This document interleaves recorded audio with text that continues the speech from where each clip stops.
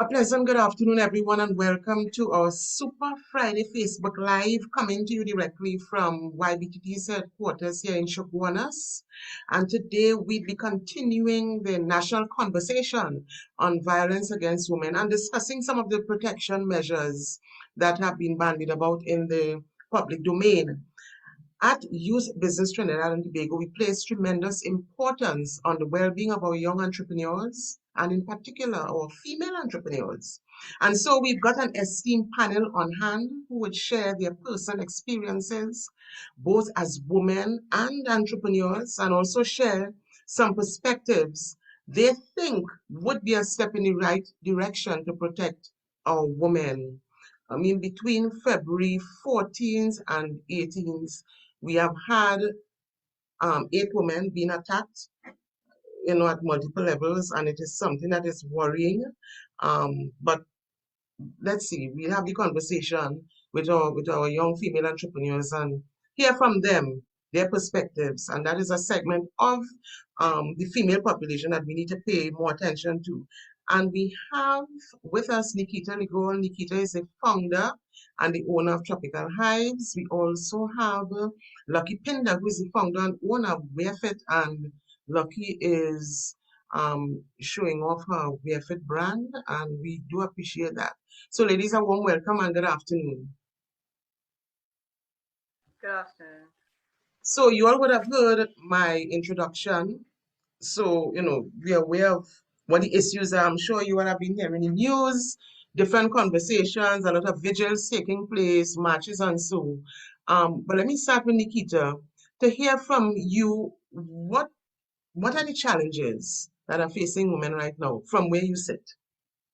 From where I sit, we have a lot of challenges when it comes to safety, but what stands out to me is that there is a socioeconomic disparity when it comes to this type of violence against women. So a lot of people, if you're traveling, if you don't have enough funds to own a car, you're at higher risk. If you have to take a job that forces you to leave very early or come home very late, then you're at a higher risk. So that's one of the things that really, really stands out to me as to not just women, but where the vulnerabilities lie in society. No, I know, look, Nikita, you mentioned time, but you know, even the incidents that have happened over the past couple of days and even before, Yeah. we are seeing where women are being attacked during the morning, Mhm. 7, 8 o'clock in the morning. The last one happened like 5 in the afternoon. What do you think is responsible for that? Well, this is a symptom of society to me because as much as people say, well, we should put people in jail or we need more policing or something, that happens after the fact, you know? So this is a symptom of the problem, and the problem is the breakdown we have in society. When it comes to social issues like children being abused, children with the effects of domestic violence, I mean, what do you think these children grow up to become? Well said. Let me bring Lucky into the conversation. Lucky, I know you have been on several panel discussions talking about the issues. Let's piggyback on what Nikita said in terms of, I like Nikita's point where what we are seeing is symptomatic of perhaps low family values or no family values at all. Definitely. I think for this past year, the beginning of the year, and the conversations are around family and what is going on in the home. It's and as Nikita said, this is a symptom. It started way before, before someone thinks it's okay to kidnap someone in the middle of the day. It started, years before, and there's definitely a breakdown from, let's say, maybe from the primary school level, and even from any homes. What kind of parenting were these, what kind of parenting is taking place right now? What is going on? What was what are the signs that persons miss, the red flags, you know? that would have someone may have passed through the system to reach to this point where they feel it's okay to do these kinds of actions. So I have always said, and I said I will go down in my grave saying it, that parenting, poor parenting or lack thereof, is largely responsible for the dark place that we're in. I strongly believe if a child is nurtured in the way that he or she should, then, we would have a better outcome in terms of a productive and responsible adult. But where do you think, Nikita, parents fell short in terms, particularly in how they nurture their sons? I think sometimes parents, maybe not everybody has that conversation from no means no. The respect that they should have for women. Not everybody has a stable male figure in the home to teach them by example how a woman should be treated. And I mean, as well, there are certain things that we just accept, and the small things add up to bigger things. If you understand what I mean. Like, Of course. catcalling a female is nothing, right? When they put up legislation saying that you have to get permission for wine, people was like, but why?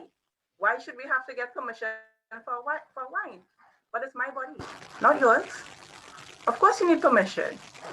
So there's just this disparity of what we think is okay. And then it escalates to a point where I was like, okay, well now this is really not okay. Lucky, do you want to add to that? Everything that you all are saying are so real. And, hinging on the violence, we also need to factor into the space sexual harassment. Definitely, definitely. I think when we go back to that family system, and raising children on a whole, both boys and girls, there is a lack.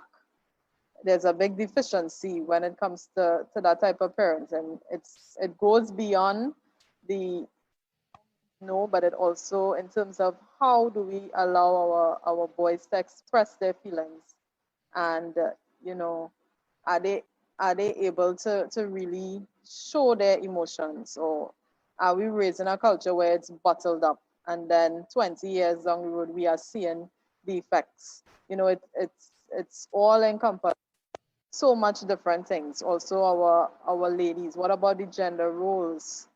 So many parents I know raise their children on the my girls are cleaning and cooking and my boys serve and they relax. So many sisters still serve their brothers, and then now they leave and they go and pick up a significant other and they're expecting the same thing. And when it's not met, then violence comes in because they cannot understand that. They believe this is the way, there's no other way, and they don't understand anything different. So sometimes it starts in the home. It starts in the home, as you would have said, and there's so much different things that we can touch on. The protecting your siblings. Some families are very close knit. As a boy, don't hit your female, your sisters, your cousins. You have that level of respect, and I think that's being lost where men have that level of respect for a female. So it's so much. It's just so much. I mean, It's a lot. you were even touching on the sexual abuse and violence there. And a lot of times we only focus on the persons that are unknown to us, the strangers. Don't talk to strangers, danger. Those things, danger. Don't talk to strangers. But what about family members?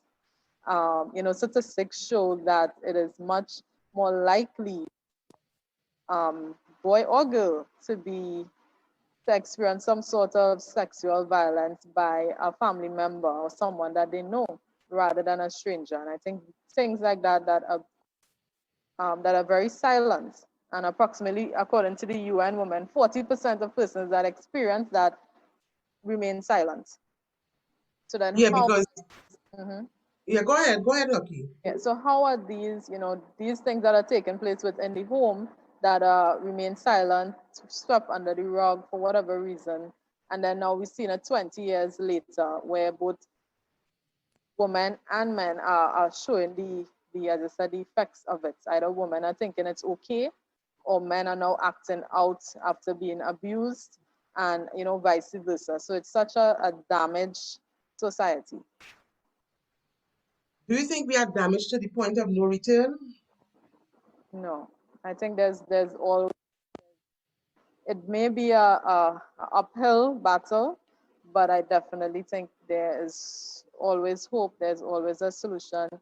There's always a start, and I think things like that YBTT is putting on is definitely where we're in that right direction of finding solutions rather than being quiet and being part of the problem. Now, some males under 25 have indicated to me that they're unable to connect with their mother or even father in a way that they feel comfortable to talk about anything, including sexual issues and so. I appeared on a program on TV6 a couple nights ago, and when I talked about the whole question of unlearning learned behavior, which you just talked about in terms of telling young men that they're not supposed to emote, they're not supposed to show emotions and so. And when I was finished with the program and I came downstairs, I was approached by four young men who looked at it, and two of them started shedding tears because they said, Mr. Rattan, everything that you said there resonated with me in terms of how my parents raised me. I'm talking about they were like in their early to mid 20s. And we have a problem. We have a problem. And, you know, the issue is finding solution. I think it's time for us to talk about solutions, looking at possible solutions to help young men and women as well, but help young men in particular, give them more attention, and to understand the space that they're coexisting in, because I think many people don't understand that and they talk, from a place of ignorance. Um, what would you say are some of the solutions, Nikita, and probably put on your entrepreneurial hat for a moment for me, and let's look at solutions to the problems that we have shared there. Um, a big part of what I would say is solutions, generally in the broad sense, is we need to rethink the way we think about things. If we were spending as much money on social programs and social solutions as we spend on national security, we wouldn't be in the situation we're in now. Solutions wise, I also think that we have to create spaces where people can talk and say that they are not okay. People have to be able to come out and say, I am not okay. We have to give people tools to deal with things and acknowledge what is going on. Because at the same time, as much as we have these problems, solutions wise, if somebody says, I have an urge to rape women, what do they do with that information? Because there's nowhere for them to go. If they say, I have these negative thoughts and these negative feelings, right? But I don't want to act on it. There is no way or nothing that I know of where they can reach out for help. And that also is a problem, That right? is Because, the problem. yeah. So Lucky. solutions wise, I think we just have to create those spaces. Now, a lot of spaces, there are a lot of spaces in the public domain where help is available, but they are unknown. And as you mentioned, even if they're known, the trust isn't there, the comfort isn't there to release and share what's happening in the minds of young males. Mm-hmm. Lucky, what do you think we can do to start unlearning and changing that narrative? I think it starts definitely with awareness and education. And, like Nikita would have said, sometimes because things are not seen, we don't put that emphasis on it. We don't see the cause and effect immediately. We may not put that emphasis on it. And I think that taken place now. The lack of emphasis that would have, been put on society, on awareness, on on all these different things that were supposed to be put in place. In effect, 10, 15, 20 years in this generation, it's taken place. So I think that we need to, have that understanding or agreement that this is something serious. We're seeing how serious it is now. And if we continue that down this road, we don't even want to guess what 10 or 15 years is going to be like. So now we need to go back to the and actually said, this is serious. Children or, families that are not doing proper parenting, it's everybody's business. What your neighbor or your friends or your family member, what they do is your business because it will affect all of us as it is now. I think we need to have that realization and then take it from there and realize the importance.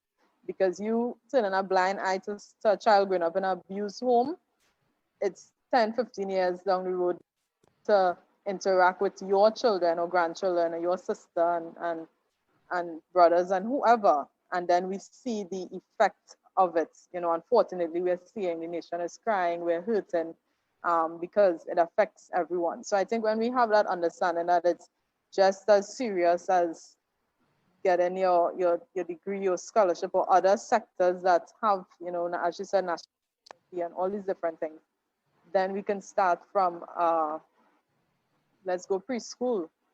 Let's go into the primary schools, the secondary schools. What are the NGOs and the churches and the mosques and the temples, what are they doing to support that? So now we have where there's a requirement or an urge or that education in all aspects, in support groups and in different campaigns, that person have a obligation to do certain things or to discuss certain things so that they are aware everywhere. Even if you're not on social media, you'll get it because you may just go to church and back, or you may just go to work and back, but it's going to be everywhere. It's going to be everywhere.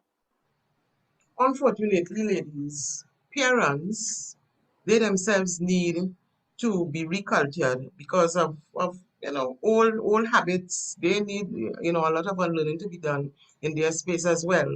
So whilst we are working with the youths, we are working. So for example, we have Pastor Clive Dutton and the Police Youth Clubs who do tremendous work in communities. The model is there. There's an excellent model in terms of how they work with youth, how they work with young men in at-risk communities, how they work with families. But because the problems are vast, we are not seeing the outcomes. What do you think, Nikita? Well, we're not seeing the outcomes because the problems are vast, but the problems are also underfunded.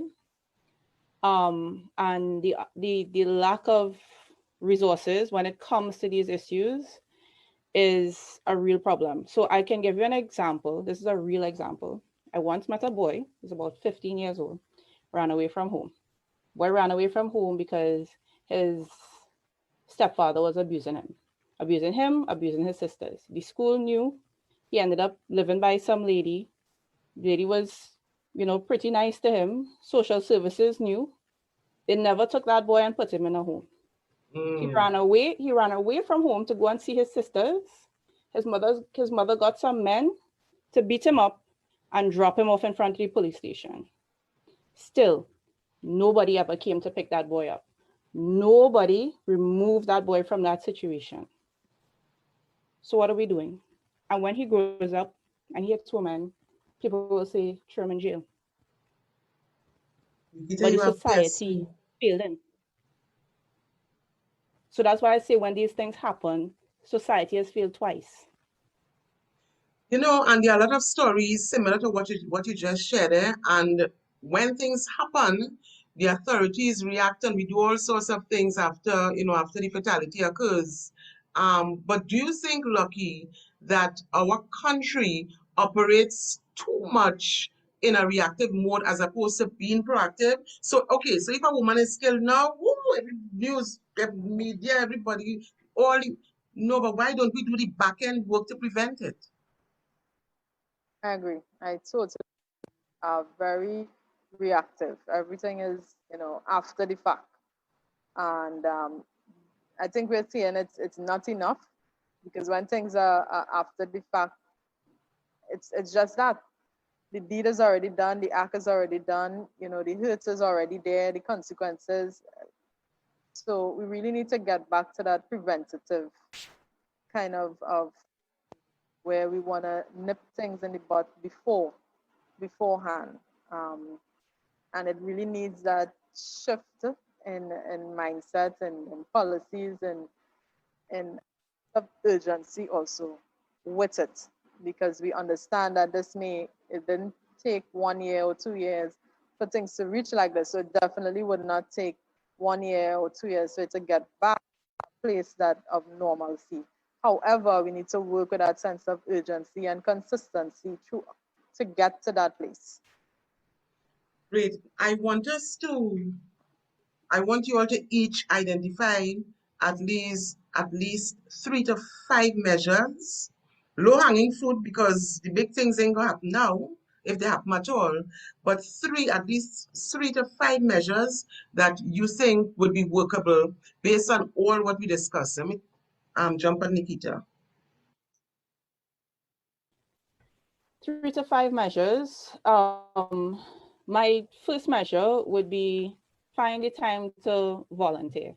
So if you can, take an active approach to finding time to volunteer somewhere where you can reach out to somebody. Because if more of us did that, we would be able to help, 1,000 people doing the right thing could really get us somewhere. Love Um, that. Secondly, I would say be a sister's keeper. Be aware. If you have somebody at the office, one person has a car, doesn't have a car, you all carpool. You know somebody's going out late, check in. Just be a sister's keeper. And my third would be take a self-defense class as soon as you can. I know COVID and stuff is happening. I see a lot of people talking about the pepper spray situation. Any weapon could be removed from you and used against you. So the best thing you could really do is get yourself in a self-defense class. So if you end up in a situation, you have a better chance of protecting yourself. No, Nikita, I'm an advocate for including men, young men in particular, in the conversation in terms of healing. So, what would be, give me a fourth or maybe 2 more measures that we can help our young maids. We need to help them up. They are falling. I would say probably check in with people. I mean, one of the things that I find with especially young men is they're very closed off. But sometimes you need to press them, are you okay? Because they don't process those feelings in the same way. They're not as accessible as they are with girls. And like, are you okay? What are you feeling? Why did you do this? And really try to get them to understand why they're behaving, how they're behaving in small ways, so that when they have bigger problems, they're in the habit of addressing it. Yeah. Wait, Lucky, you're three, and then give me 1 or 2 for our young males. We must include them. If Definitely. my thing is, if we could heal and help the males, then women would be in a better place. But go ahead.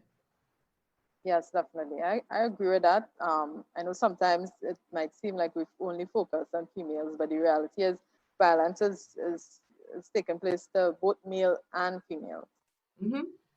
We don't ever want to forget that also. I think a call for institutions and NGOs, church, mosques, temples, places where people go for that level of comfort and safety, a call for these persons to take it upon themselves. When you have, let's say, like your youth group, have your prayer meeting or whatever group of some sorts, whether it's a gymnastics class or football or whatever, for persons who are leading these things to make it their personal business to have that kind of positive conversation and reinforcement in that, whether it's in sports or it's your business at the beginning of a class to address certain things, reassure persons, reiterate what is wrong or right, and encourage both men and women to follow through with those things. And I think that goes a long way. And I think it sounds simple, but what is simple to do is also simple not to do. So that is one thing I would definitely like to call, because I know the young and vulnerable minds, when we go to these places that we fully believe or we enjoy, we'll have a much more listening ear to them. So that will be one. Awareness campaigns and, all the media information for persons to really put it out there. Things like this where you bring awareness, share the information. It should be everywhere. It should be everywhere. Just like COVID-19, it was everywhere. Persons posting on their page will give information on stuff. Facebook is asking questions, so it was everywhere. So we want to encourage that we don't have to wait for Facebook or a big institute or anybody else to do it. We can start as owners of businesses. We can share information also. We can have a tip Tuesday and share certain things that will assist and reach, flood Facebook with certain information, social media, So I think that is something else. Having support groups for, I'm sure there are, but even, you can have more for both Mhm. victims and also the perpetrators. So I know in the prisons they would have those kinds of things, because you might think, okay, lock them up, throw them in jail, okay, and then what? These persons may come back out depending on what is the sentence or whatever term they get. And do they have a change in mindset? Do they think the same way before they went into jail and after? So I know there's forums like that, but really to emphasize on it that we want persons coming back out really rehabilitated to society. And piggybacking on what Nick said about being your sister's keeper, we have this slang where we're minding our business, and let's make minding our business a different concept. It's not just what takes place with me and mine, but also what goes on with your neighbor or your co friends. That is your business also. Um, so you want to mind your business also, because it affects all of us. You just never know what could happen to anyone. So you turning a blind eye to someone being abused, as I said, in your neighborhood, could be 5 years ago, that child breaking into your home. So by addressing it, you was minding your business then, right? Because you just don't know how that circle is going to come back. So we are minding our business by reporting with that intention of doing good. Reporting something that we see. When we see it, make the calls that we need to call, the numbers for child abuse and all these different things. Reach out, give a flyer to the domestic violence number to a neighbor that has been abused, or somebody reach out and give the information, because it is our business. I like that. But what we have found, Lucky, is that sometimes when intervention comes in a violent space, the victims in particular will say, hold up, it's okay.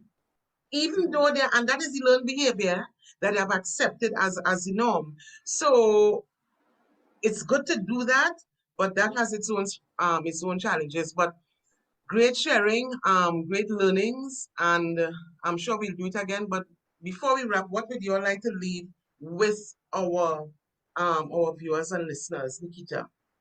Maybe one last thought. My last thought would just be to lead with love, with whatever it is you do. Lead with love, lead with empathy, and just do the best you can for the people around you every day. Lucky? What I would Yes, that was muted. Yes, what I would love to leave is that, let us do our best. If everyone, each each person do their best to contribute in some, whether it's a small or a large way, for everyone to do their best towards the solution. If we are just only, just giving that mouth service, then look at it as we're still part of the problem. But Of if course.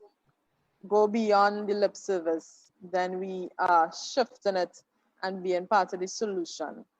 And if there's more persons a part of the solution, I think then we're definitely going to reach closer to that goal of finding solutions. So, I just want to really sit down, reflect, and it could be as small as a parent right now saying, you know what, I really haven't been instilling or doing certain things. I'm going to start from now. I'm going to have that conversation with my children, or as small as that, or someone who may be able to volunteer, as Nikita may say, that you can go that, or someone who may be able to do more, maybe financially, and that is your best right now, then do it. So whatever is your best, however little or large, everything is going to fill the bucket. Every drop counts. So that is what I'm going to leave persons with. Well said. And I also want to leave a note with parents, because a lot of parents out there have thrown their hands in the air because some of them are single parents, some of them are unemployed and having different kinds of challenges that are affecting their parenting role. So what I would like to say to parents is, if you're having challenges, reach out for help, because we really would like to be part of that whole socialization of your child or your children in whatever way we can. So it was such a pleasure having our YBTT supported entrepreneurs, Nikita Ligol, founder and owner of Tropical Hives, and Lucky Pinder, founder and owner of WearFit. Ladies, thank you so much. Talking on this very sensitive issue on violence against women, and what can we do to make a difference? How do we change the narrative? And YBTT is doing its part, and this is the first of, I believe, much more to come in terms of, conversations and adding value to the national space. So thank you so much, and enjoy the rest of the evening and the weekend. Thank you so very much for having us. Yeah, thanks for having us. You're welcome. And let me thank my general manager, Shetron Collins, and my colleague, Jonathan Khan, for providing tech support, because without them, we wouldn't be able to do this. Yes. So take care. Bye-bye. Bye. Okay, bye.